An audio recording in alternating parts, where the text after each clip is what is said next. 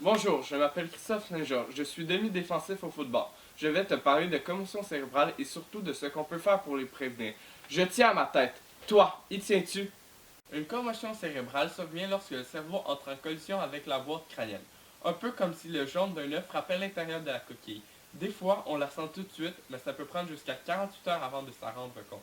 Si la commotion est bien traitée, les conséquences peuvent être minimes, mais si elle ne l'est pas, les conséquences peuvent être très graves.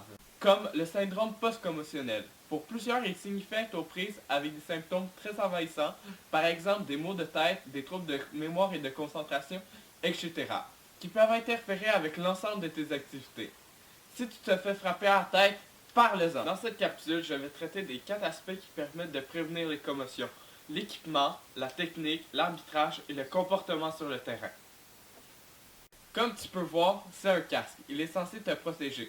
C'est un équipement de protection et non une arme. Il ne te protégera pas bien non plus si tu ne l'ajustes pas et si tu ne l'attaches pas correctement. Tu tiens à ta tête, ajuste ton casque. Une des bonnes façons d'éviter de subir une commotion cérébrale est de garder la tête hors du jeu. Par exemple, lorsqu'on plaque, il est préférable de lever un peu la tête et de frapper avec la poitrine en premier. Aussi, il faut frapper au niveau des hanches, ce qui est beaucoup plus efficace pour arrêter l'adversaire.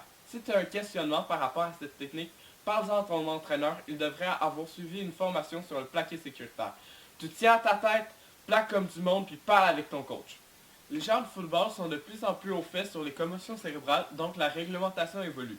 Si tu frappes avec ton casque, tu peux être suspendu. Suivre les règlements est un autre moyen pour se protéger.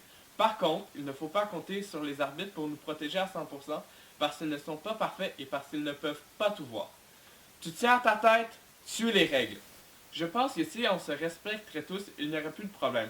On frapperait au niveau des cuisses sans utiliser notre casque comme arme.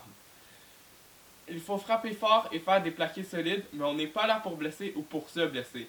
Tu tiens à ta tête, joue intense mais propre.